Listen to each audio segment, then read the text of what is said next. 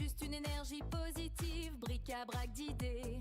Pour penser ensemble, c'est facile, bric-à-brac d'idées. Bonsoir, chère libre penseuse, chers libre penseur, bienvenue pour ce nouveau live de Bric-à-Brac d'idées sur la chaîne d'Océan de Coach. Je suis Frédéric Ranganayagi, coach professionnel, et j'aide mes clients à penser, à réfléchir, à clarifier, à comprendre, à décider et surtout à passer à l'action, même quand cela semble difficile et même quand cela semble impossible. Vous retrouverez mes services en description. Ce soir, nous allons passer un moment plutôt agréable, plutôt détente après le live d'hier où ce fut très intéressant. D'ailleurs, je vous invite à le consulter. La vidéo est sortie aujourd'hui même sur notre chaîne YouTube et elle est directement accessible. Aujourd'hui, nous allons parler de quoi? C'est une très bonne question. Et pour y répondre, j'aimerais tout d'abord vous parler d'une question qui est revenue à plusieurs reprises dans le domaine de l'accompagnement et de la formation. Et j'aimerais apporter un point de vigilance sur cette question parce qu'elle me semble très dangereuse et elle reflète un niveau d'incompétence de la part de la personne qui la pose. Je ne dis pas que la question, elle est mauvaise, mais elle est circonstanciée. Elle doit être circonstanciée dans le sens où, quand on la pose, on sait pourquoi on la pose et généralement, on ne l'utilise pas, mais on va utiliser d'autres questions qui vont amener des réponses par rapport à cette question. Sans plus tarder, peut-être vous posez la question, mais de quelle question parle-t-il? La question est la suivante. Écoutez bien, peut-être que vous l'avez déjà entendu, c'est: «De quoi as-tu besoin?» Si, dans un réseautage, dans une formation, soit même dans un entretien, quelqu'un vous pose cette question, eh bien moi, je vous invite à vous poser quelques questions sur les compétences de la personne, d'autant plus si cette question est la première question qu'on vous pose. Alors là, heu, j'ai envie de dire, dans 99 des cas, si cette question est la première question qu'on vous pose dans un réseautage ou bien même que vous, dans une formation, alors j'ai envie de dire que vous êtes dans un endroit où les compétences ne s'y trouvent pas et que vous ne trouverez rien de bon dans votre, évolution, mis à part, de passer un moment désagréable, un moment où on va profiter de des fois de votre non-réponse ou de votre besoin de réfléchir pour répondre à la question. On va dans cette bric-à-brac, j'ai envie de développer des idées autour de ça. Pourquoi j'ai envie de dire, pourquoi cette question me semble, non pertinente et même, révélatrice d'un manque de compétences et de professionnalisme? Eh bien, tout d'abord, Mélanie, ma partenaire, a sorti récemment une vidéo sur un biais cognitif qui se nomme «L'appel à l'ignorance». Et vous savez, cette question est bien à propos, avec cette thématique. Pourquoi? Si vous êtes un jeune entrepreneur ou un entrepreneur qui vient de se lancer et que vous êtes en construction, on a bien conscience que selon où vous vous situez dans votre projet, que ce soit vous êtes à l'idée ou vous êtes en train d'essayer de définir, bien la question peut paraître extrêmement difficile. Et à cela s'ajoute la pression sociale. Vous avez peut-être des personnes autour de vous et vous avez peut-être un temps limité pour répondre. Tout cela joue sur votre perception et vous amène à avoir potentiellement moins de capacité à prendre le temps de réfléchir ou même votre qualité de réflexion, elle est impactée. Et bon, premier point, si on voit bien, c'est que cette question fait appel quelque part au biais de l'ignorance, à l'appel à l'ignorance plutôt. Et qu'est-ce que cela dit de la personne qui pose cette question? Eh bien que potentiellement, elle veut vous dominer, elle veut prendre le dessus, elle veut vous manipuler, elle veut vous influencer. Eh bien, il n'y a pas d'autre choix, il n'y a pas d'autre mot à dire. C'est une potentialité. C'est-à-dire, posez-vous la question, est-ce que cette personne ne veut pas n'essaie pas de mettre une certaine forme, de condescendance en œuvre, c'est-à-dire, qu'est-ce que je veux dire par là? C'est est-ce que quelque part, elle veut pas se hisser au-dessus de vous et vous montrer qu'elle est supérieure à vous? Or, là, quand je parle de ce sujet, c'est parce que j'y ai fait face et je me suis rendu compte qu'un pédagogue, qu'un formateur, qu'un professionnel, que quelqu'un qui a réussi, qui a compris c'est quoi le business, ne pose pas cette question au prime abord. Ne pose surtout pas cette question au prime abord. Pourquoi? La première raison, parce que c'est un appel à l'ignorance. C'est mettre la personne d'en face dans une posture, dans une position de faiblesse et de profiter de cette, fissure pour y entrer et faire passer des idées qui ne sont pas forcément les meilleures. Autre point que j'aimerais préciser, c'est que, si on récapitule, déjà, ça fait déjà 2 points. Un, appel à l'ignorance. 2, se faire croire supérieur, se mettre dans une position supérieure par rapport à celui qui pose la question et celui qui reçoit la question. Et autre point, que je trouve, regrettable, heu, poser cette question, c'est montrer son ignorance, notamment en vente et surtout dans la relation humaine. Et ça, c'est vraiment regrettable. Malheureusement, peut-être que les personnes qui posent ces questions, dont j'ai rencontré, ne savent pas ou font avec eux-mêmes. Ils ont rencontré des gens qui leur ont posé ces questions et ils ont appris à faire ça avec d'autres personnes. Et là, c'est malheureux. C'est malheureux parce que ça voudrait dire qu'ils essayent des choses, mais peut-être qu'ils n'ont pas la chance que quelqu'un les remette en question. Moi, personnellement, j'ai envie de vous partager quelque chose qui est très important. C'est ne restez pas dans des méthodes parce que la réussite d'un entrepreneur ne repose pas du tout uniquement sur les méthodes. Si c'était le cas, alors beaucoup d'entrepreneurs réussiraient et même, j'ai envie de dire, tous les entrepreneurs réussiraient s'il y avait une méthode magique ou une méthode miracle ou s'il fallait juste avoir de la discipline et une méthode et que ça allait tout seul. Non, ne vous faites pas avoir aussi. C'est un autre point que j'aimerais aborder avec vous ce soir, c'est que l'appel, c'est pas un appel, mais c'est plutôt le biais du survivant. Quand nous allons dans certaines conférences, dans certains endroits où on parle d'entrepreneuriat, on parle de réussite, on parle de chef d'entreprise, de dirigeant, nous allons souvent présenter quelqu'un qui a réussi. Et dans ce cas-là, c'est intéressant de montrer quelqu'un qui a réussi et qu'il présente ce qu'il a fait. La problématique, c'est quand ce quelqu'un qui a réussi n'a pas conscience des paramètres qui étaient là, mais qu'il n'en parle pas. Parce qu'il n'a pas conscience de pourquoi il a réussi. Il ne sait pas pourquoi il a réussi. Et ça, c'est malheureusement, dans la majorité des cas, toutes les personnes qui prennent la parole sur leur réussite ne savent pas pourquoi ils ont réussi vraiment. Et ils se racontent une histoire, ils croient qu'ils ont réussi parce qu'ils ont eu de la discipline, parce qu'ils ont mis en place des méthodes, parce qu'ils ont travaillé, parce qu'ils ont pris du temps, parce qu'ils ont fait des efforts. Malheureusement, non, ça n'explique pas tout. Et si c'était vrai, alors pourquoi il y a autant de personnes qui n'arrivent pas à réussir aussi? Lors d'un échange avec un collaborateur, enfin peut-être pas un collaborateur, une personne que j'ai rencontrée dans le cadre d'un réseautage, il me disait cette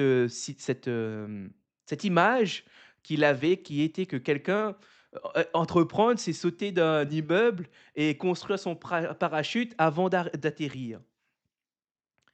Oui, il y en a qui arrivent à construire ce parachute avant d'atterrir, mais il y en a beaucoup qui se crashent. Il y en a beaucoup qui n'arrivent pas à construire le parachute. Et c'est ça qui est important. Ce n'est pas ceux qui ont réussi qu'on doit interviewer. Parce que ceux qui ont réussi, il y a dans la majorité des cas, j'ai envie de même dire 99% des cas, hem, des paramètres, il y a une question de chance. Et quand je parle de chance, c'est un paramètre, que ce soit humain, une rencontre, quelqu'un qui a donné un coup de pouce, un coup de main, quelqu'un qui l'a aidé, qui a permis à ce que son essai passe en réussite. Et ici, heu, non seulement, on n'a pas tous la chance de rencontrer certaines personnes et non seulement on n'a pas tous les mêmes moyens de quand on démarre et là-dessus, c'est important de se dire: «Oui, il faut faire des efforts. Oui, la méthode est importante. Oui, il y a des choses qui aident à avancer, mais non, il n'existe pas de méthode miracle, il n'existe pas de façon de faire miracle».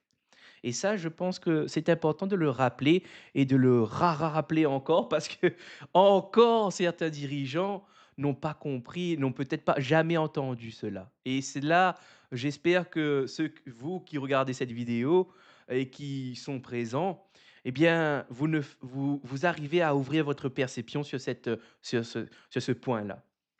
Autre chose que j'aimerais rappeler, c'est que quand on a réussi, on n'a pas besoin d'écraser les petits pour montrer qu'on a réussi.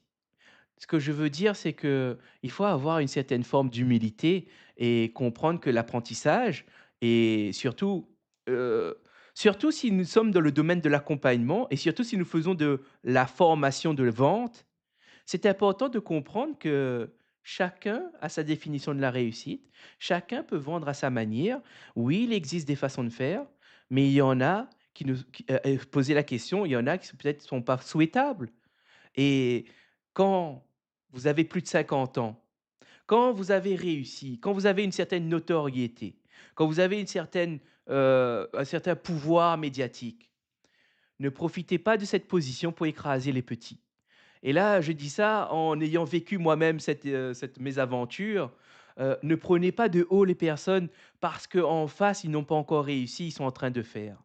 Ne jugez pas les personnes par leur apparence, leur identité, par leur prénom, leur nom de famille ou même par rapport à ce qu'ils font. Parce que chacun essaye avec ce qu'il a, chacun fait avec ce qu'il a et pensez pas parce que vous avez eu de la chance d'avoir une couleur de peau qui facilite, d'avoir une position qui est facilitante, d'avoir des personnes qui vous ont rencontré, qui vous ont tendu la main, qui vous ont aidé, eh bien, ne faites pas ce que, vous n'avez pas reçu, ne faites pas ne piétinez pas les petits pour vendre votre formation de vente. Ne piétinez pas les petits pour essayer de vendre à tout prix ce que vous faites et surtout quand vous ne savez pas ce que vous faites.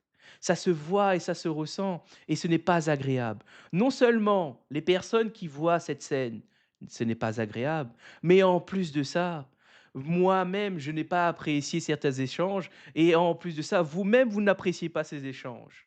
Si jamais quelqu'un un jour tombe sur cette vidéo et il entend ce message, rappelez ce message. Rappelez-vous de ce message.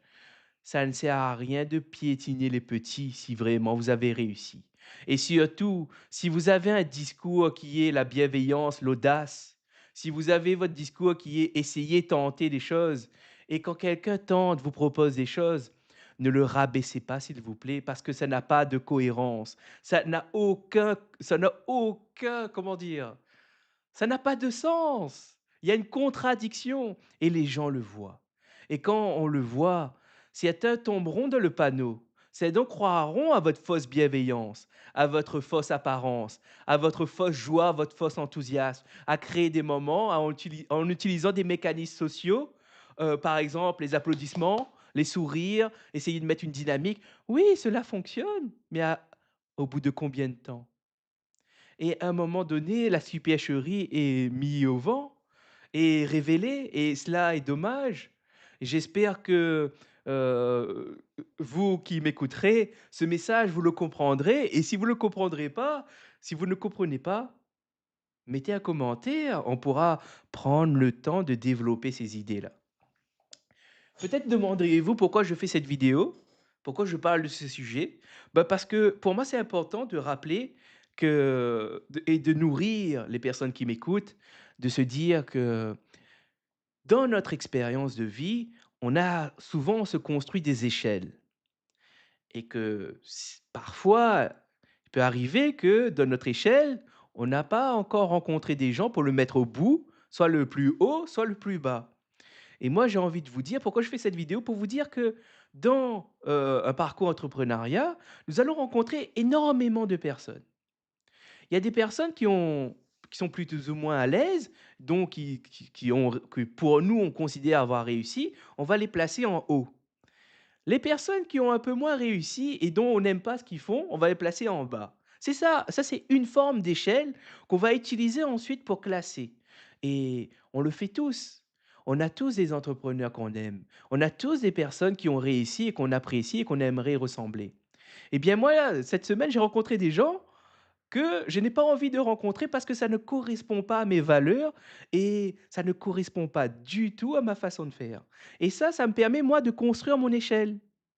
Et ça, c'est un point important. On a tous besoin de construire nos échelles pour nous permettre de juger les autres, de juger ce qui est bon pour nous, ce qui n'est pas bon pour nous. En revanche, d'ailleurs, c'est ce que parlait hier en vidéo avec Damien, c'est une forme de rationalité subjective. C'est dans notre cadre à nous, ça, c'est cette échelle que nous construisons à partir de nos connaissances, de nos expériences. Elle nous permet d'avancer dans notre parcours et de surmonter les obstacles de l'apprentissage. Et c'est ce que j'ai compris et c'est ce que je crois. Et là, ici, ce qui est important, c'est que vous n'arrêtez pas à ces certaines rencontres parce que sinon, vous passez à côté de quelque chose. Vous passez à côté de d'autres personnes qui sont beaucoup plus stimulantes, beaucoup plus engageantes potentiellement et voir plusieurs façons de faire vous permet à la fois d'avoir une certaine liberté, un certain pouvoir de choisir. Rappelez-vous ça aussi également, vous qui m'écoutez, vous avez le pouvoir de choisir. Et peut-être parfois le choix est restreint, mais vous avez quand même le choix. Et ici, c'est important de comment on fait pour savoir, comment on fait pour augmenter son libre arbitre, son choix, ses possibilités? Moi, j'aimerais vous proposer il n'y a pas de méthode miracle, je n'ai pas de solution miracle, mais j'ai des propositions. J'ai des chemins à parcourir, j'ai des pistes à explorer de votre côté et à voir si peut-être cela fonctionne pour vous ou peut-être cela ne fonctionne pas pour vous. Ces 2 pistes sont assez simples finalement. La première, la première idée, c'est d'aller vers les autres. C'est de sortir de chez soi, de rencontrer du monde et rencontrer du monde varié. Ne restez pas avec une seule forme de personne, à essayer de contacter des personnes variées et parfois même ceux qui ne pensent pas comme vous et ceux qui, font des choses que vous n'appréciez pas. C'est ce que j'ai réalisé moi cette semaine, et je peux vous dire, que ce n'est pas facile. Ce n'est pas facile, c'est difficile, ça crée des dettes émotionnelles, c'est-à-dire qu'on a une dent ensuite, contre l'expérience, qu'on n'aime pas l'expérience, mais ça permet aussi de mieux comprendre pourquoi on n'aime pas l'expérience et qu'est-ce qu'on n'a pas aimé? Ça, c'est un autre point que j'aimerais développer également, c'est quand on vit une expérience, sur le moment, on n'a pas encore bien traité l'expérience. On le fait avec nos heuristiques, nos règles qui sont déjà établies et du coup, on a une forme de masque social qui est présent et dont on essaie de faire au mieux. On fait au mieux avec ce qu'on a et par rapport avec, les paramètres qu'on a décidés. Et c'est à la suite que nous allons, grâce aux émotions, nous allons petit à petit repenser à ce qui s'est passé. On va essayer d'analyser, décortiquer l'expérience. Et là, on va s'apercevoir potentiellement qu'il y a des formes de rabaissement, les formes d'humiliation publique. Il y a une forme de manipulation, d'influence. La question, ce n'est pas si c'est bien ou mal. La question à se poser, c'est est-ce que j'accepte ça ou pas pour les prochaines fois? Et c'est là où petit à petit, à force des expériences, on va comprendre certains profils qui utilisent des mécanismes qui sont tout à fait humains, qui sont des stratégies de vente, qui sont parfois des stratégies d'influence et de manipulation, qui est tout à fait légitime. Parce que, pourquoi légitime? Parce qu'eux-mêmes, ils essayent de vendre leurs produits, leur formation de vente, même le faire connaître leur communauté ou autre. C'est tout à fait, on va dire, ça fait partie du business, ça fait partie de la vente, ça fait partie du marketing et ça fait partie du commerce et c'est tout à fait, commun et on le retrouve partout. Et j'aimerais, vous rappeler une phrase et je vais essayer de citer la personne, parce que j'aime beaucoup cette phrase, ça représente vraiment ce que je pense. En tout cas, je crois que ça, c'est tout à fait plausible et c'est tout à fait, alors attendez, je vais vous le retrouver. assez rapidement. Cette phrase est de, alors attendez.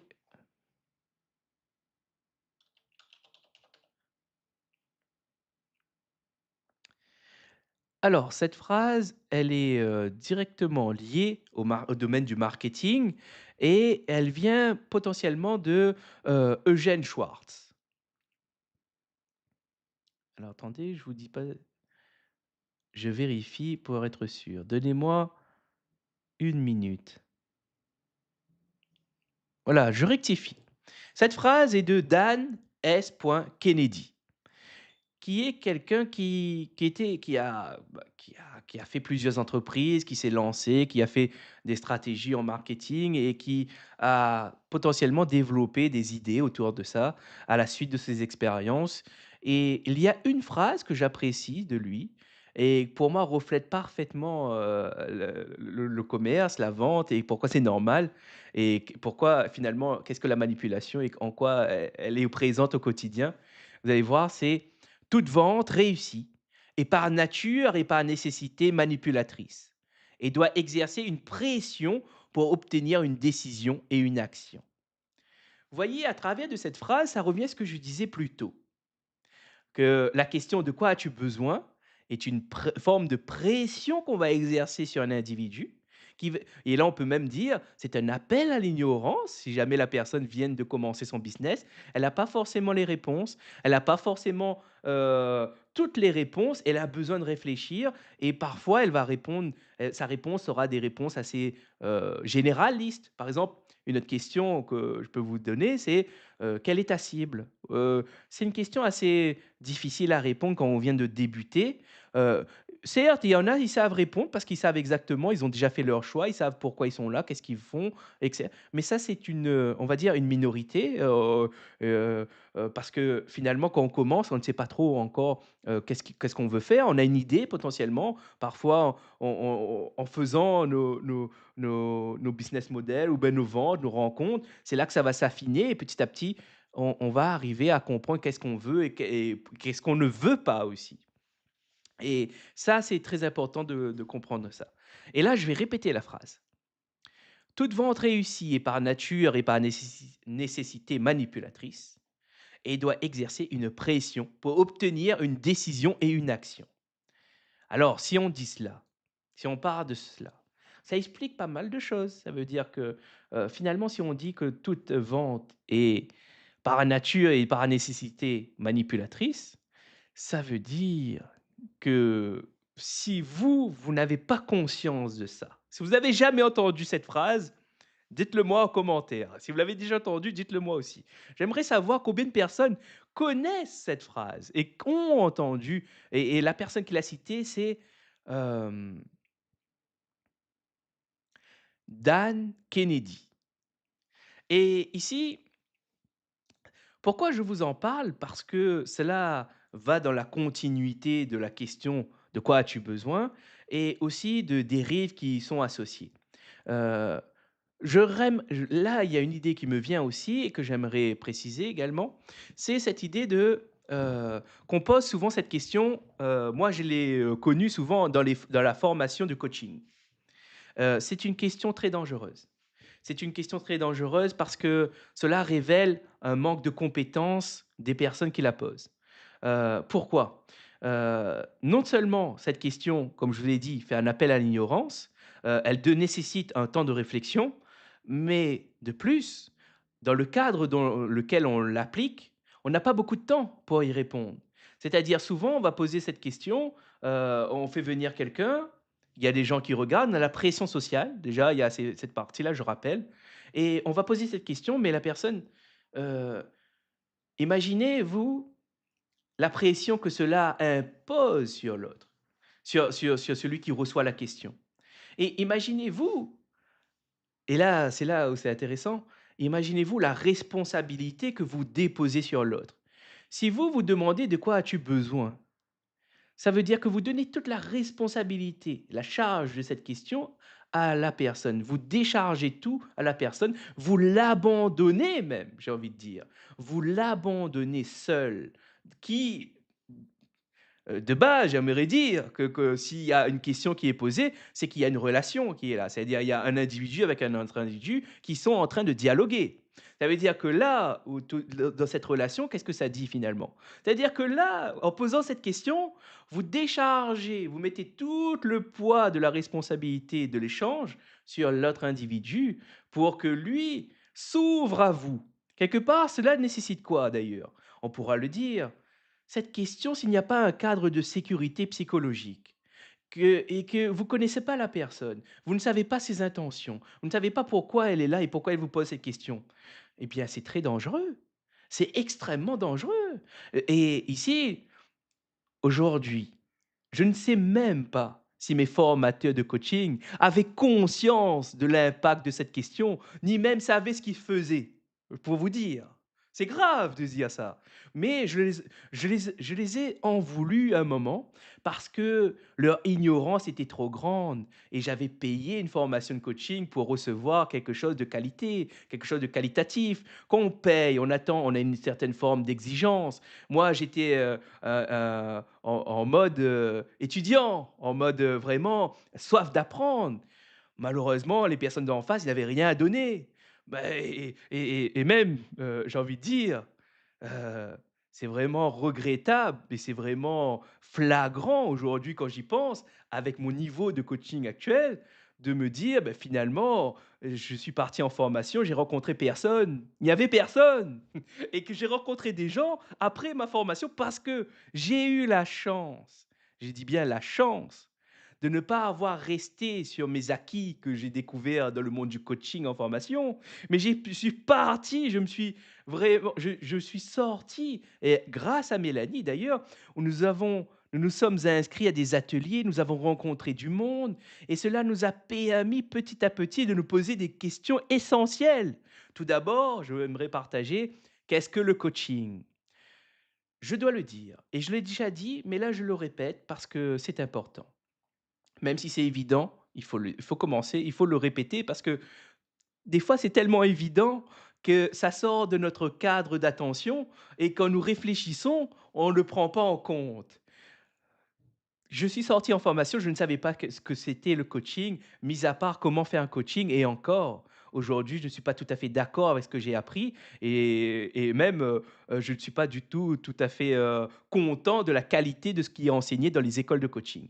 Et là, je dois le dire, peu importe l'école de coaching, j'ai pu rencontrer des personnes qui travaillent, qui donnent une formation, dans le domaine universitaire sur le coaching et je dois dire que ce qui sont enseignés dans ces écoles-là sont la même chose que moi j'ai reçu. C'est-à-dire qu'aujourd'hui le corpus, il est plutôt équivalent, les outils sont plutôt équivalents et ce qu'on y retrouve est plutôt équivalent et pour pas dire la même chose. Et même la définition, elle est équivalente et je l'ai pu vérifier avec, heu comme je l'ai dit, j'ai eu la chance de pouvoir avoir la force d'aller me sortir de sortir et de rencontrer d'autres coachs, d'autres formateurs coachs et qui m'ont permis de mettre en confrontation les idées et qu'est-ce que c'était que le coaching. Ça m'a pris 2 ans, 3 ans maintenant, je peux dire, 3 ans. J'ai réussi à poser une définition claire et précise de ce que c'était que le coaching et aujourd'hui, je suis un peu moins en colère contre ces formations parce que je me suis dit: «Ben, on va faire l'appel à la» vous connaissez le principe de charité? Ben, on va pas essayer d'expliquer quelque chose quand l'ignorance peut le faire à la place. Et ça, c'est un des principes aussi, peut-être que vous ne connaissez pas, mais quand quelqu'un fait une erreur, souvent, n'essayez pas de mettre une intention ou quelque chose, des fois, c'est juste l'ignorance. C'est juste qu'ils ne savent pas, ils sont incompétents et ça, c'est pas de leur faute, c'est ça arrive et il faut l'accepter. Maintenant, passons à l'idée que je voulais développer, c'était que une fois que j'ai défini le coaching, c'est-à-dire quand on définit le coaching, c'est important de savoir qu'est-ce qu'on peut faire? Qu'est-ce qu'on ne peut pas faire? Où est-ce qu'on peut intervenir? Où est-ce qu'on ne peut pas intervenir? Et ici, j'ai vu de nombreux professionnels de l'accompagnement, et même un en particulier sur LinkedIn critiquer les coachs qui disent: «Le coaching, ce n'est pas ça, ça, ça, ça, ça», avec les points différents. Eh bien, j'aimerais rappeler aux professionnels, de l'accompagnement que dans l'apprentissage, on va souvent commencer par définir ce que ce n'est pas et ensuite petit à petit pour pouvoir, améliorer la définition et arriver à ce que c'est. Et que la formation de coaching aujourd'hui est tellement, vague, la définition est tellement floue qu'on est bien obligé de faire avec ce qu'on a et quand on nous donne ce qu'on a, on se rend bien compte qu'il n'y a pas grand-chose et on doit construire seul. Cela me fait penser à certains sociologues qui ont à Damien en particulier, qui a dû travailler pour construire ces outils, parce qu'il y avait très peu d'informations sur le sujet. On pourrait croire que sur le coaching, il y a énormément de travaux, énormément de choses qui sont faites. Mais que nini, il n'y a pas grand-chose. Il n'y a pas de grand-chose qui vous permette, en tant que, jeune coach, de pouvoir travailler avec une base solide, avec une définition solide. Souvent, j'entends parler de la déontologie du coach. Mais j'ai envie de dire, souvent les gens qui parlent de déontologie et des valeurs du coaching, eh beh, ils en parlent beaucoup pour ne pas les appliquer. Et ça, c'est malheureux de le dire et c'est vrai et c'est regrettable. Et ça me fait rire parce que c'est vrai. Et c'est ça qui est vraiment, vraiment incroyable. C'est vraiment incroyable. Autre point que j'aimerais développer dans la profession, heu c'est qu'une fois qu'on a compris qu'il existe, chacun utilise sa définition du coaching. Il n'y a pas forcément de regroupement et que même ceux qui adhèrent à des fédérations ne pensent pas la même chose, n'ont pas la même définition du coaching et potentiellement ne se reconnaissent pas dans la définition du coaching. Ils font ce qu'ils vont, ils font ce qu'ils veulent en fonction de ce qu'ils veulent et cela, c'est tout à fait humain et c'est pour cette raison que petit à petit ma colère c'est comment dire? Ma colère envers ces formations qui délivrent, une prestation, j'ai envie de mettre le mot, médiocre, exécrable, et ben, a diminué parce que j'ai compris ça et c'est là où des fois je vous rappelle que le savoir amène à la tolérance.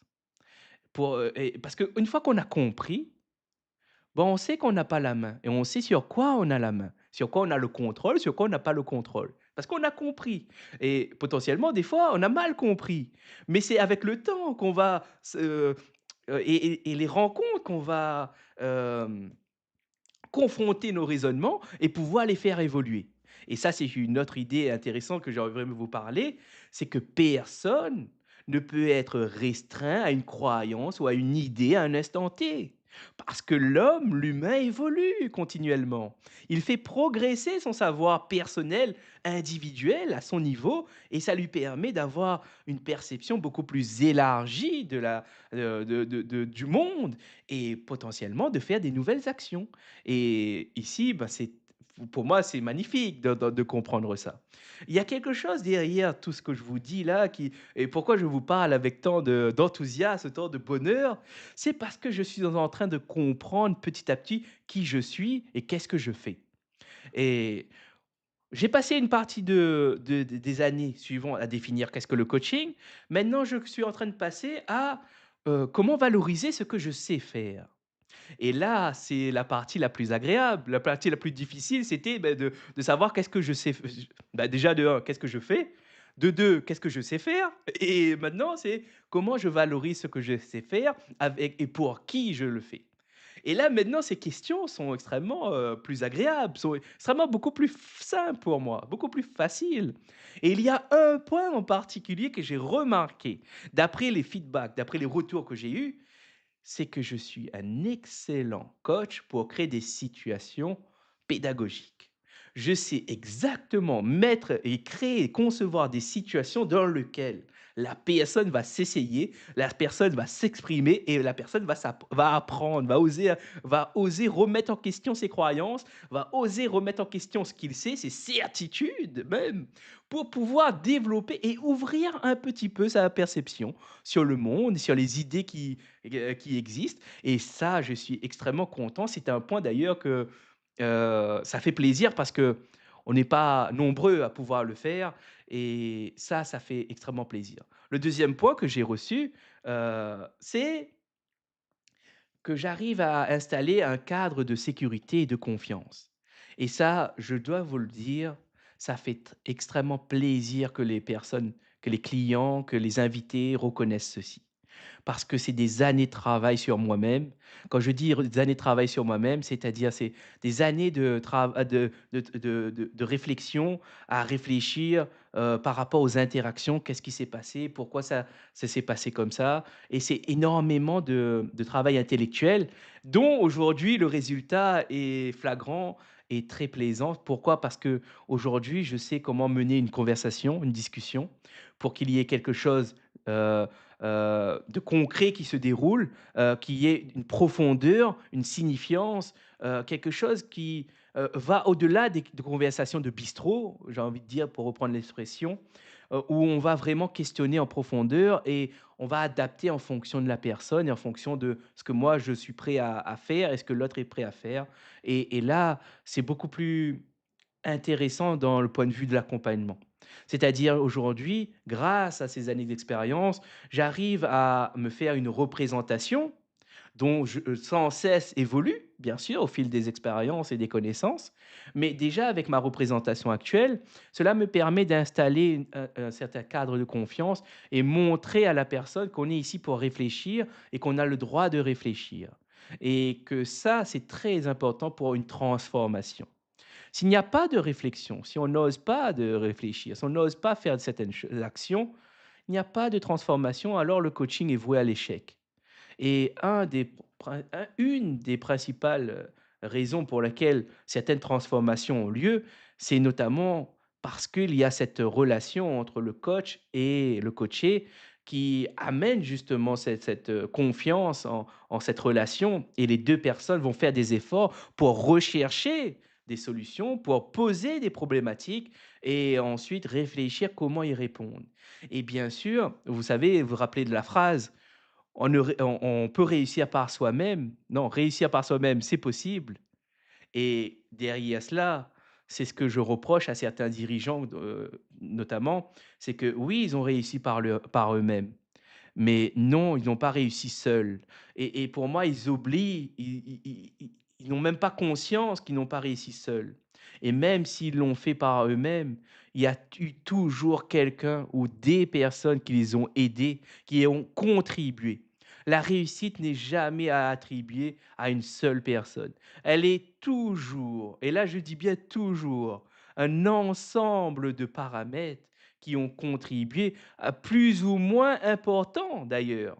Parfois, vous serez surpris, mais parfois, c'est juste vous rencontrez quelqu'un qui vous a dit une phrase ou vous a souri et qui vous a redonné de l'espoir, qui vous a redonné de l'énergie à poursuivre ce que vous faisiez et à améliorer. Moi-même, énormément de personnes ont cru en moi, m'ont donné des feedbacks positifs, des gens connus, des gens qui étaient inconnus.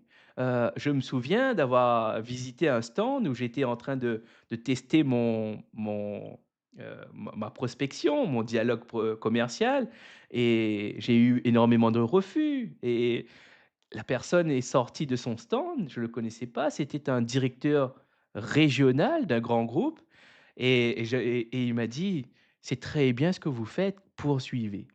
Rendez-vous compte, quelqu'un que je ne connais pas, il m'a vu essayer, il m'a vu tenter des choses et il ne m'a pas critiqué. Il m'a dit juste: «C'est très bien ce que vous faites, continuez».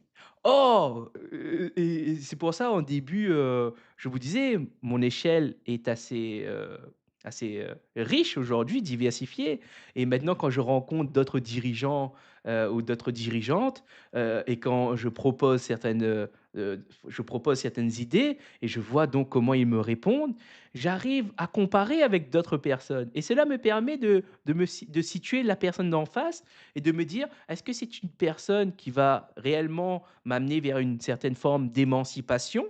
Ou est-ce qu'elle va m'amener vers une forme d'emprise et quelque part me couper du monde et me couper de d'autres représentations, d'autres modèles intéressants?» Et ça, bah, c'est une question à se poser. D'ailleurs, hier, je vous recommande fortement d'écouter, l'épisode Bric-à-brac 51 avec Damien Karbovnik.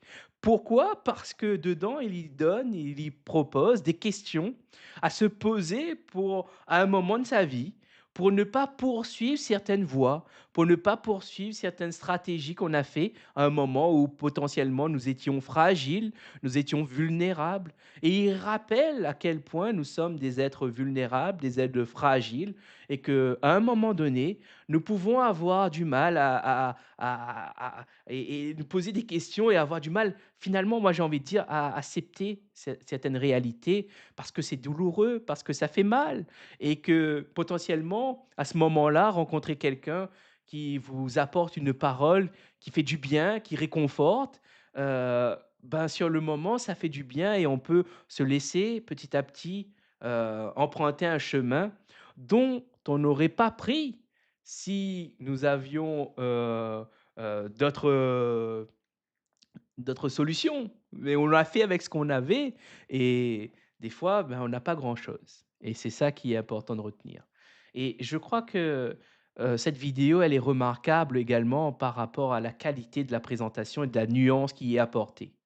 Heu, j'ai rencontré peu de personnes qui ont cette capacité de mettre, en mots leurs pensées de manière aussi précise, de manière aussi compartimentée et de présenter les choses avec, humanité.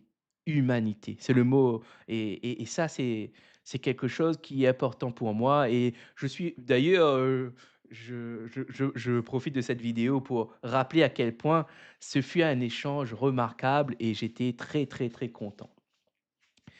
Hem Voilà un peu aujourd'hui, qu'est-ce que je voulais vous partager.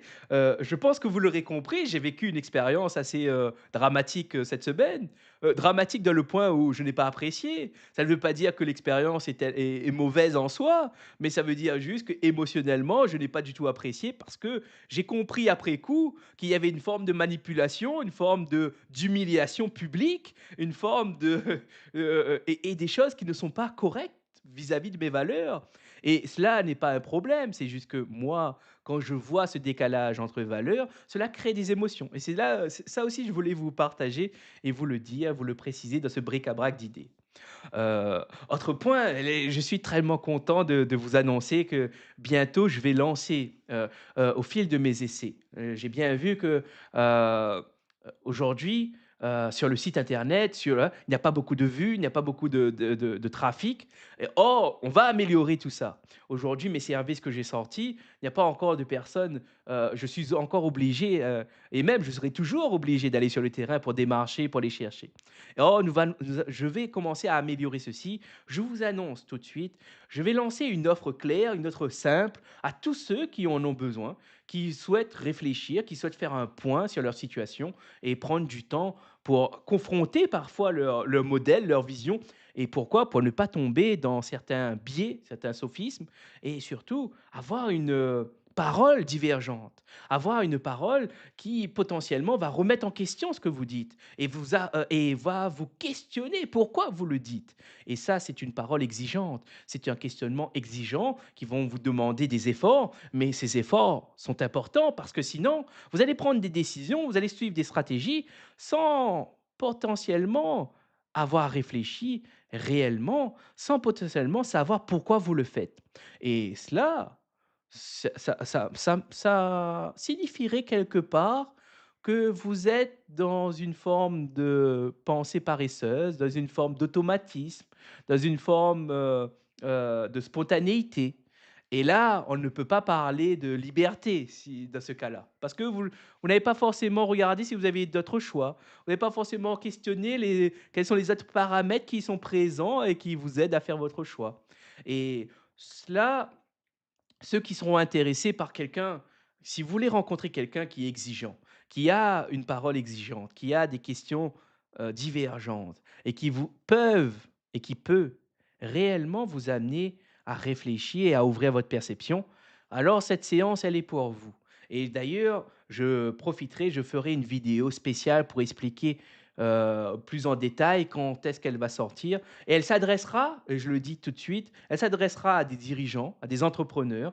à des chefs d'équipe, à des managers et surtout, à des personnes qui ont envie d'avoir quelqu'un qui sait réfléchir et qui a des modèles de proposition, de réflexion sous la main. Mes outils aujourd'hui, je les ai façonnés, je les ai trouvés, je me suis inspiré de nombreuses personnes et aujourd'hui, ma façon de voir les choses, ma façon d'analyser est unique et chaque coach est unique d'ailleurs. Mais moi, peut-être que ce que je fais vous parle, que ce que je fais est intéressant, et je vais essayer de développer pourquoi ce que je fais est intéressant, pour quelles raisons c'est intéressant et pourquoi vous devriez, venir me voir moi et pas quelqu'un d'autre. Voilà un peu sur les sujets que je suis en train de travailler et je vais vous faire part dans les semaines qui viennent. Et et surtout, rappelez-vous, réussir par soi-même, c'est possible, mais cela ne veut pas dire réussir seul. Ça, c'est très important. Je vais m'arrêter là, je vais voir s'il y a eu des personnes qui sont passées, peut-être, des messages. Heu, hop.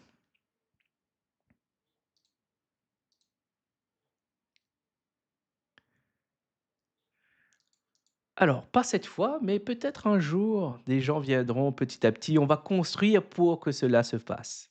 En tout cas, je suis en train de mettre en œuvre des choses pour justement amener à ce que nous ayons une certaine émulsion, une certaine interaction avec vous, qui potentiellement certaines personnes qui regardent. Et nous allons chercher petit à petit les gens qui aiment penser, qui aiment réfléchir, qui aiment l'exigence, qui aiment la précision, la justesse, la confrontation et le débat parce qu'ils ont envie de progresser, ils ont envie de se dépasser. Et petit à petit, nous mettrons en place de nouvelles stratégies pour pouvoir y arriver. Et je compte sur vous, ceux qui écoutent cette vidéo, de vous manifester. Ce sera un grand soutien pour moi. Et surtout, ça permettra de développer la chaîne. Nous sommes déjà à 114 abonnés. Merci à ceux et celles qui sont abonnés, et qui contribuent, qui est une forme de soutien important pour nous. Et merci beaucoup, vraiment, ça me fait plaisir que vous soyez là et que vous nous écoutez et que parfois vous commentez et vous mettez un like et un partage. Je vous vois, j'ai envie de dire, je vous vois parce que euh, c'est une forme d'échange que nous avons, on va dire peut-être indirect, mais c'est une forme d'échange quand même. C'est les premiers échanges que nous ayons et potentiellement cela peut évoluer. Dans les relations, j'aimerais rappeler que les choses, on s'apprivoise, on prend le temps. Des fois, on regarde, on évolue, on évalue, on évolue aussi. Et, et les bonnes choses prennent du temps. C'est ce que j'ai envie de dire.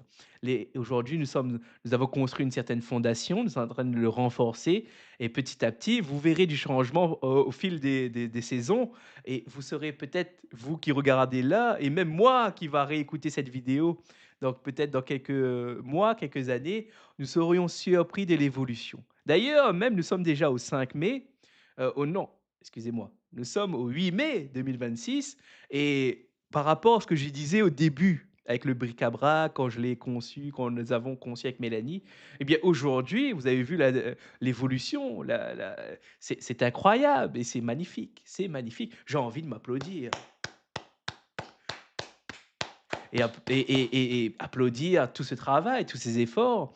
Aujourd'hui, ces efforts vont vont s'engranger, vont s'accumuler, vont s'agréger pour petit à petit offrir des prestations de qualité, amener des services de qualité, amener des invités de qualité et d'ailleurs mieux accompagner les invités en les questionnant avec, rigueur, précision, justesse et j'ai envie de dire humanité. Et oui, et je me rends compte là quand je vous dis ça, que cette valeur est très importante. Prendre soin de soi, mais aussi de l'autre. Et parfois, on peut faire des erreurs parce on est humain, mais derrière, se rappeler quand même, avoir ces points de vigilance, qu'en face de nous, il y a un humain et peut-être potentiellement, heu, il faut faire attention à ce qu'on dit et quand on a quelque chose heu, qui est chaud, et qui est brûlant à partager, de penser à ce que est-ce que c'est le moment? Est-ce que c'est les circonstances qui s'y prêtent? C'est tout à fait comme un feedback. Quand on parle de feedback, c'est se poser la question: «Est-ce que c'est le bon moment? Est-ce que c'est avec la bonne personne? Est-ce que je l'ai assez structuré?» Et parfois, on n'a pas le temps et du coup, on le fait. Mais justement, quand vous l'avez fait, mais il faut prendre le temps d'analyser pour justement améliorer votre feedback pour les prochaines fois, améliorer vos prises de décision pour les prochaines fois et c'est comme ça qu'on avance. C'est comme ça qu'on peut, se dépasser au fil des rencontres et l'intérêt ce que j'ai entendu récemment, le but ce n'est pas de faire des erreurs, ça c'est une connerie. Le but, c'est on peut être amené à faire des erreurs, mais le but c'est de tenter de faire des choses, c'est pas faire des erreurs. Ne perdez pas de ça c'est vraiment du bullshit. Le but de la vie, c'est pas faire des erreurs, non, c'est de comprendre que les erreurs sont normales et que ce qui est important, c'est de tenter le plus possible. Et le focus n'est pas de se mettre sur les erreurs, mais de se mettre sur le fait que les erreurs font partie intégrante de l'apprentissage et qu'il faut tenter plus. Et autre point pour terminer cela, heu, je j'aimerais, partager une phrase, une autre question qui revient souvent et à la suite de ça, là, je pense, je vais vous annoncer une très bonne nouvelle, ceux qui me suivent, ceux qui m'écoutent parfois. Eh bien, qu'est-ce qui vaut la peine d'être enseigné? Ce qui libère et ce qui unit. C'est ce que disait Olivier Reboul. Alors, celui qui m'a fait découvrir cette question et plein de savoir, d'ailleurs, et bien sûr Philippe Mérieux et j'ai l'honneur, j'ai le plaisir, je suis tellement heureux de vous annoncer, vous l'avez peut-être déjà vu, que monsieur Philippe Mérieux viendra sur la chaîne le 19 mai à 16 heures. Quel grand plaisir de recevoir ce grand homme dont les idées ont contribué à ma réussite, ont contribué à ma compréhension du métier, ont contribué à ce que j'aide mieux les autres. J'arrive mieux à aider mes clients et d'ailleurs, les avis que vous pourriez voir sur la chaîne, sur mon, ma fiche My Google Business sont en partie grâce à lui et c'est là où je vous parlais tout à l'heure qu'on ne réussit jamais seul. On peut réussir par soi-même, c'est possible, mais cela ne veut pas dire seul. On a toujours besoin des autres pour réussir et dans un business, je conclurai par ça, l'important c'est pas forcément de savoir qu'est-ce que vous faites, l'important c'est savoir qui vous connaissez. Pour savoir si vous allez réussir en business, posez-vous cette question: «Qui vous connaissez?» et non pas forcément qu'est-ce que vous faites et pourquoi vous le faites. Ça, c'est des questions moins prioritaires. La priorité, c'est qui vous connaissez. Ça, c'est vraiment une des questions les plus importantes dans un business. Qui je connais? Voilà. Merci à vous d'avoir été là, d'avoir écouté ce live et je vous dis à très bientôt pour un nouvel épisode de Bric-à-brac d'idées. Sur ce, le live se termine ici. Bonne soirée à vous et un très bon week-end.